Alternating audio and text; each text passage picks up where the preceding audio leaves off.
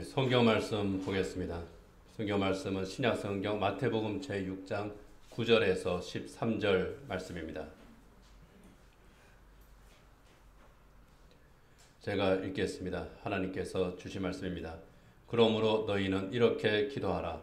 하늘에 계신 우리 아버지여, 이름이 거룩히 여김을 받으시오며 나라가 임하시오며 뜻이 하늘에서 이루어진 것 같이 땅에서도 이루어지이다. 오늘 우리에게 일용할 양식을 주시옵고 우리가 우리에게 죄 지은 자를 사하여 준 것 같이 우리 죄를 사하여 주시옵고 우리를 시험에 들게 하지 마시옵고 다만 악에서 구하시옵소서. 나라와 권세와 영광이 아버지께 영원히 있사옵나이다. 아멘.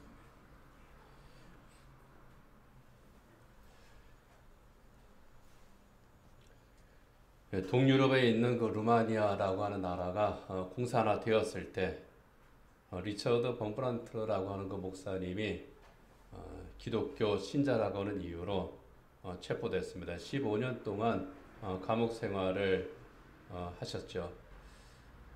공산 당국은 이 범브란트 목사님을 기독교의 대표자로 생각을 해서 아주 집중적으로 고문을 했습니다. 굴복시키기 위해서 아주 집중적으로 고문을 했습니다. 육체적으로도 고문을 가하고 또 약물을 먹여서 정신을 혼미하게 만들었습니다.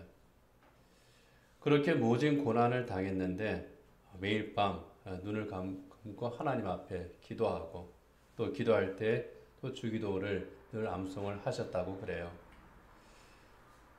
어느 날도 하늘에 계신 우리 아버지 하고 기도를 하는데 이름이 거룩히 여김을 받으시오며 그 다음이 생각이 안 나더랍니다.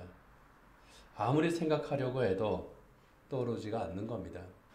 아마 고문과 약물 중독의 후유증 때문이었을 겁니다. 주님께서 이 기도를 가르쳐 주셨는데 내가 이 기도를 잊어버렸구나. 이런 생각이 들어서 참 슬펐다고 그래요. 한 2년 정도 지난 다음에 약물 투여가 중단됐습니다. 그랬더니 조금씩 기억이 살아나더라는 거예요. 어느 날 주기도 전체가 기억이 났다는 겁니다. 참 감사했죠. 그 15년의 감옥 생활을 마치고 석방이 됐습니다. 그리고 미국으로 망명을 했습니다. 범브란트 목사님은 자기가 그 혹독한 감옥 생활을 견디고 이길 수 있었던 그 비결은 바로 이 주기도 때문이었다. 날마다 주기도를 하나님께 드리고 주기도를 근거로 해서 또 하나님 앞에 기도하는 것. 그것이 나를 이 고난에서 이기게 했다. 그렇게 고백을 했습니다. 너무나도 잘 아는 기도이고 또 암송하는 그 기도이기 때문에 형식적으로 하기 쉽습니다만은 이 주기도는 실제로 능력이 있는 위대한 기도죠. 우리 기도의 모범일 뿐만이 아니라 이 기도가 가지고 있는 참 위대한 힘이 있습니다. 매일의 삶 속에서 이 주기도를 다시 묵상을 하고 또 하나님 앞에 이 주기도를 진심을 다해서 드림으로써 하나님께서 우리에게 주시는 큰 은혜를 누릴 수 있기를 원합니다. 우리가 평소에 기도할 때에 우리가 모임을 가졌을 때에는 대부분 모임을 마칠 때 주기도를 하죠. 근데 제가 이 주기도문과 관련된 이 설교를 지금 쭉 하면서 그런 생각이 들었어요. 우리가 평소에 기도할 때도 주기도를 드리는 것이 좋겠다. 어떻게 해요? 기도를 시작하기 전에 주기도를 먼저 드리고 그 다음에 기도를 하는 것도 좋고 또 기도를 마칠 때 또 주기도로서 마치는 것 이게 참 좋겠다. 그래서 저도 기도를 할 때에 이렇게 기도하기로 생각을 했습니다. 저도 사실 기도할 때 그냥 기도만 하지 주기도로 먼저 시작하고 끝나고 하지는 않거든요. 또 매일 주기도를 하지도 못했고요. 그런데 기도할 때에 주기도를 먼저 하고 그 다음에 내 기도를 드리고 또는 내 기도를 드린 다음에 주기도로 마무리를 하면은 참 좋겠다. 그런 생각이 들었고 저는 이제 그렇게 기도하려고 합니다. 오늘은 우리 주님께서 가르쳐 주신 이 기도 가운데에서 뜻이 하늘에서 이루어진 것 같이 땅에서도 이루어지이다 하는 이 부분을 함께 살펴보도록 합니다. 오늘 이 본문을 헬라어 본문을 그대로 이제 직역을 하면은 이렇게 돼요. 당신의 뜻이 땅에서 이루어지이다. 이게 먼저 나옵니다. 그리고 그 뜻이 하늘에서 이루어진 것처럼. 당신은 하나님이죠. 하나님의 뜻이 땅에서 이루어지기를 원합니다. 그 뜻이 하늘에서 이루어진 것처럼, 하나님의 뜻이 하늘에서 성취된 것처럼 땅에서도 성취되게 해 주십시오. 이 기도의 핵심은요, 하나님의 뜻의 성취입니다. 주의 뜻이 이루어지이다. 나사렛에 살던 그 마리아에게 천사가 찾아왔죠. 마리아는 요셉과 약혼을 한 사이였습니다. 천사가 마리아에게 말합니다. 하나님의 은혜로 잉태하여 아들을 낳을 것이다. 너는 아들을 낳으면 이름을 예수라고 지어라. 하나님의 뜻을 전했습니다. 하나님께서 이와 비슷한 예고를 하신 것이 성경에 여러 번 있습니다. 아브라함의 아내 사라가 90세에 아들 이삭을 낳았죠. 그것도 하나님께서 미리 예고를 하셨습니다. 내년에 내가 아들을 낳을 것이다. 예고하셨어요. 제사장 사가랴의 아내 엘리사벳이 아들을 낳을 것도 하나님께서 미리 예고를 해 주셨습니다. 먼저 다 알려주셨어요. 그리고 아들을 낳았습니다. 이렇게 하나님께서 은혜를 베풀어 주시고 그 은혜로 아들을 낳을 수 있다면 참 감사한 일이죠.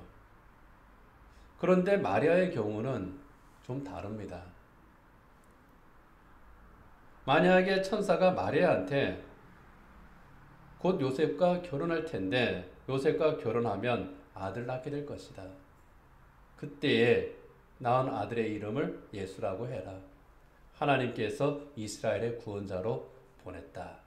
만약 이렇게 말했다면은 이 마리아는 아무 갈등도 하지 않고 기쁨으로 받아들였을 겁니다. 축복이죠. 그런데 천사는 그렇게 말하지 않습니다. 하나님의 은혜로 잉태할 것이다. 마리아의 입장에서 보면은요, 황당한 말입니다. 요셉과 약혼은 했지만 아직 결혼 안 했습니다. 요셉과 손도 잡아보지를 않았어요. 그래서 마리아가 나는 아직 남자를 모르는데요. 그렇게 대답합니다. 상식적인 대답이죠. 나는 아직 남자와 손도 잡아보지 않았는데 어떻게 내가 아기를 낳을 수 있겠습니까? 얼토당토하는 말을 왜 합니까? 그런 뉘앙스입니다. 그런 마리아에게 천사가 다시 말하죠. 성령의 능력으로 아들을 낳을 것이다. 그리고 그 아들은 거룩한 하나님의 아들이라고 불릴 것이다. 하나님의 말씀은 능하지 못하심이 없느니라. 그렇게 말합니다. 요셉과 결혼하는 것 아무 관계가 없다는 거예요. 별개의 일이라는 겁니다. 하나님의 능력으로 너는 아기를 가질 것이고 아들을 낳을 것이고 그는 하나님의 아들이다. 그렇게 말하는 겁니다. 정말 놀라운 일입니다. 그리고 감사한 일이죠. 그러나 현실성이 없고 수긍하기 어려운, 특히 마리아 입장에서 보면은 감당할 수 없는, 비현실적일 뿐만이 아니라 감당하기 힘든 그러한 말입니다. 그런데 마리아가 이렇게 대답하죠. 누가복음 1장 38절에 보면은 주의 여종이오니 말씀대로 내게 이루어지이다.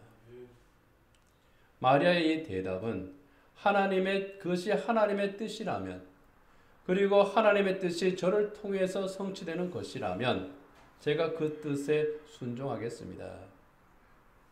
하나님의 뜻이라면 순종하겠습니다. 그래서 하나님의 뜻이 이루어지기 원합니다. 저는 주의 여종입니다. 제가 순종하겠습니다. 그렇게 대답하는 겁니다. 하나님의 뜻이라면, 그것이 하나님의 뜻이기에 제가 순종하겠습니다. 이것이 마리아의 대답이었고 또 오늘 읽은 이 본문과 같은 의미의 대답입니다. 뜻이 하늘에서 이룬 것 같이 땅에서도 이루어지이다. 같은 맥락입니다. 하나님께서 하늘에서 이루셨고 또 땅에서 이루시기를 원하시는 하나님의 그 뜻에 대해서 요한복음 6장 38절에 보면은 예수님께서 이렇게 말씀합니다.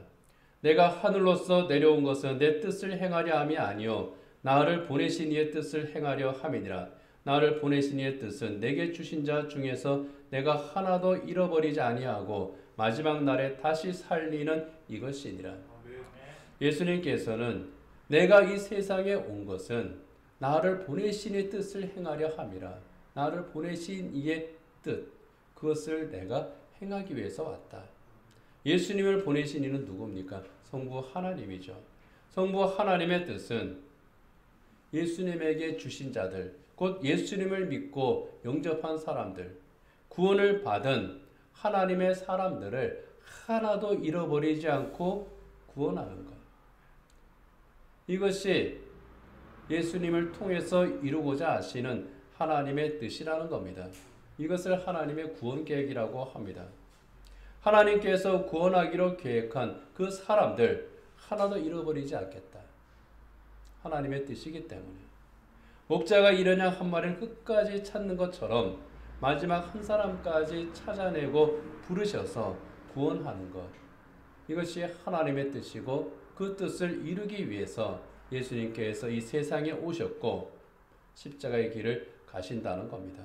그리고 마지막 날에 모두 부활해서 영원한 하나님 나라의 백성이 되게 하신다는 거죠. 요한복음 1장 40절에서 이렇게 말씀합니다. 내 아버지의 뜻은 아들을 보고 믿는 자마다 영생을 얻는 이것이니 마지막 날에 내가 이를 다시 살리리라. 부활의 영광에 모두 참여하게 하는 것이 우리 주님의 길이었고 하나님의 뜻이었습니다. 예수님께서는 이러한 하나님의 구원 계획에 순종하기 위해서 사람으로 이 세상에 오셨고 십자의 길을 가신 거죠. 그리고 그 길을 가실 때에 철저하게 하나님의 뜻에 순종하셨던 것을 우리는 압니다. 그 순종은 겟세마네 동산에서 드린 그 기도, 우리가 너무나도 잘 아는 그 기도에 잘 나타나 있습니다. 누가복음 22장 42절에 우리 주님께서 이렇게 기도하시죠. 아버지여, 만일 아버지의 뜻이거든 이 잔을 내게서 옮기시옵소서. 그러나 내 원대로 마옵시고 아버지의 원대로 되기를 원하나이다. 이 잔을 내게서 옮기시옵소서. 뭡니까? 십자가의 죽음을 면하게 해달라는 거예요. 십자가의 죽음이 예수님께서 마셔야 될 그 잔이거든요. 십자가의 죽음은 그 자체로 고통입니다. 그리고 십자가에 처형당한다고 하는 것은 수치스러운 일이고 저주받은 일입니다. 그러나 모든 인간의 죄를 대속하기 위해서 예수님께서는 어린 양으로 십자가 위에 바쳐지기 위해서 오신 겁니다. 십자가 위에서 우리 죄값을 대신 치르는 것. 그렇게 함으로써 우리를 구원하는 것이 하나님의 계획이었습니다. 하나님의 뜻이었습니다. 그것을 알고 그것에 순종하지만 그러나 그럼에도 불구하고 이것이 너무나도 힘든 것이기에 이 잔을 옮겨달라고 인간적인 고통을 하나님 앞에 호소하는 겁니다.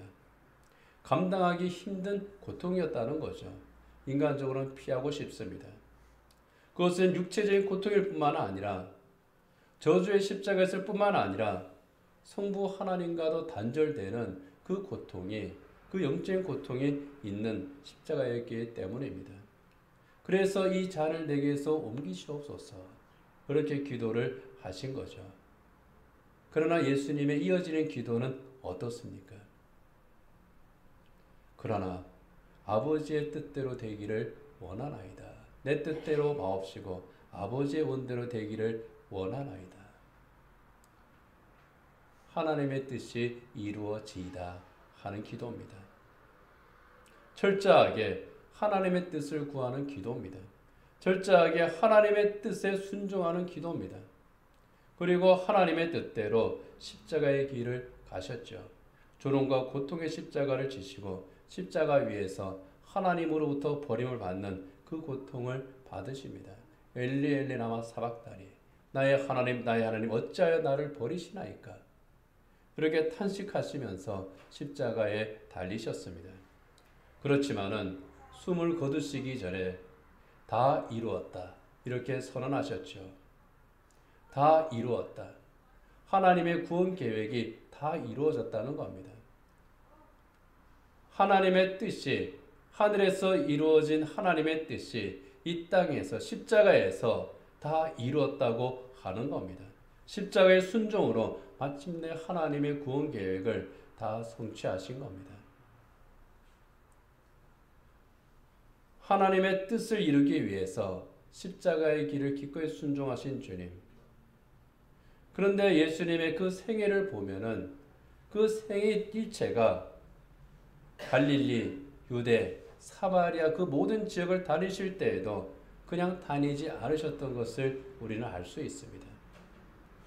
철저하게 하나님께서 계획하신 대로, 정말 구약 성경에 예언된 그대로 예수님께서는 하나님의 말씀이 인도하신 그 길, 하나님 말씀이 보여주신 그 길을 따라서 십자가를 향한 그 길을 가셨습니다. 예루살렘에 올라갈 때에도 하나님의 말씀에 계시된 하나님의 계획에 따라서 올라가신 겁니다. 철저하게 십자가를 지실 때까지, 그리고 부활하실 때에도 하나님의 뜻에 순종하셨던 것을 우리는 봅니다. 이것이 바로 뜻이 하늘에서 이룬 것 같이 땅에서도 이루어지이다 하는 이 기도의 삶인 겁니다.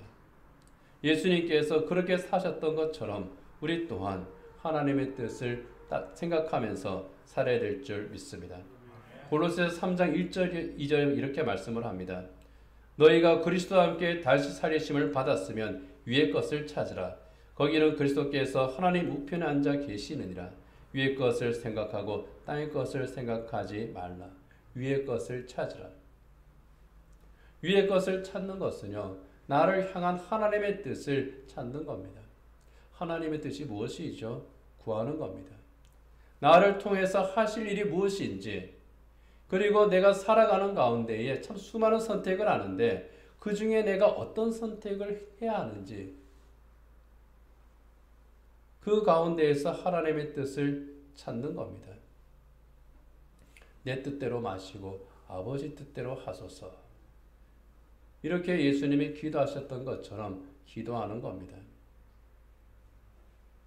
예수님을 본받아서 하나님의 뜻을 이루는, 그럼으로써 하나님께 영광을 돌리는 삶을 사는 겁니다. 우리는 각자 다른 삶의 자리에서 살고 있죠. 서로의 외모도 다르고 성별도 다르고 환경도 다르고 성격도 다릅니다. 각자의 재능이 다르고 각자의 직업도 다르고 또 가치관도 다릅니다. 다른 생각을 가지고 살아갑니다. 그렇게 서로 다른 삶을 살고 있는 그 사람들을 또 다른 삶의 환경에서 각자에 맞는 부르심으로 하나님께서 그들을 불러서 구원하셨습니다. 어떤 사람은 못된 신앙으로 부르셨고, 어떤 사람은 살아가는 가운데에 하나님의 인도하신 가운데에서 하나님께를 만남으로써 또 불러주시기도 했습니다.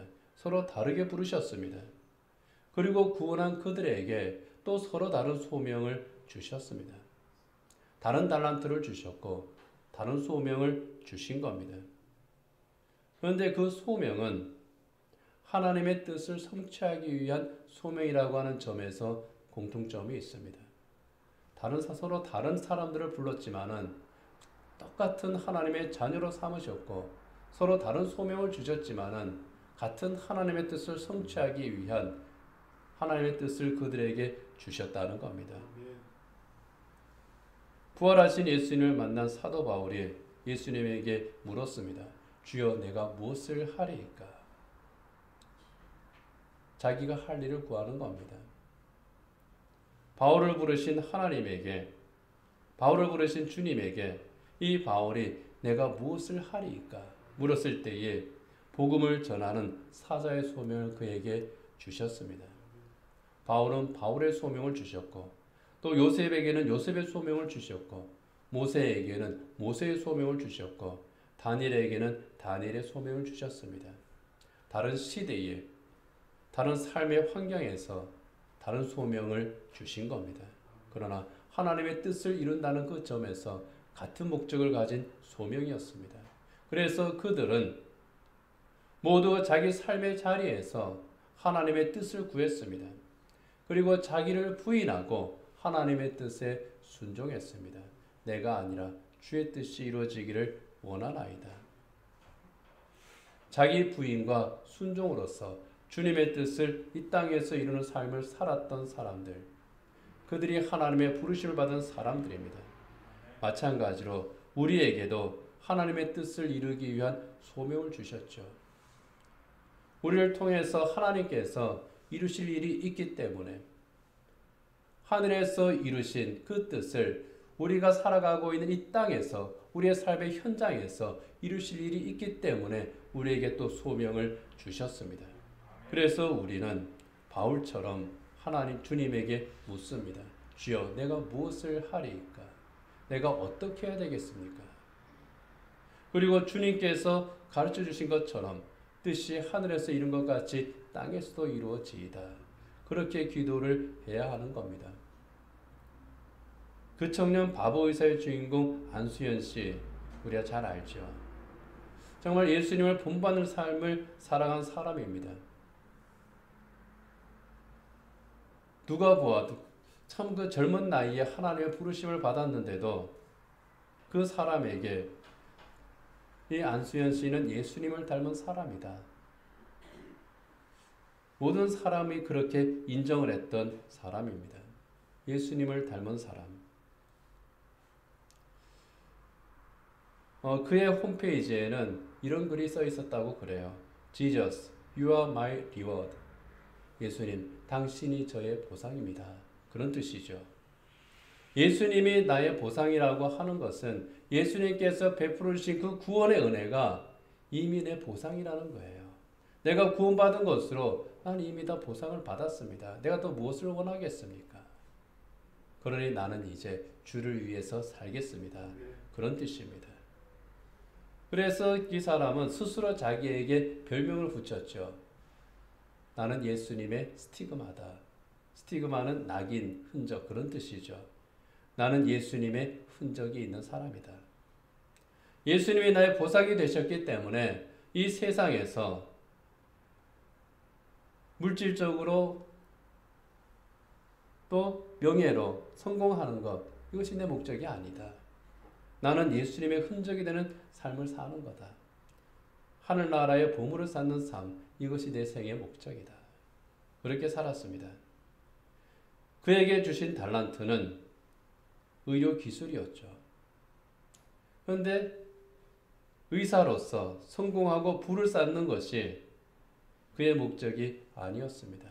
그것을 위해서 그 의료 기술을 사용하지를 않았습니다. 하나님의 뜻을 성취하는 도구로 사용했죠. 예수님의 사랑을 나누는 일, 어려운 이웃을 섬기는 일, 그래서 복음을 전하는 그 일을 위한 달란트로서 그것을 사용했습니다.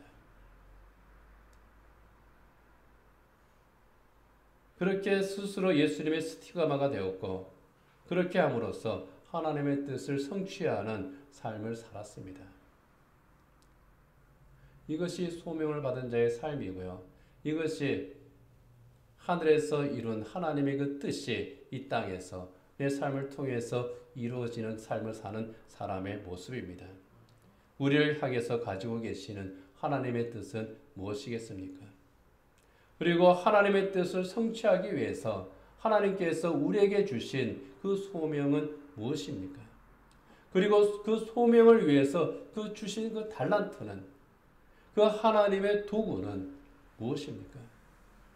그리고 우리는 이 달란트를 어떻게 대하고 있고 또 어떻게 사용하고 있습니까?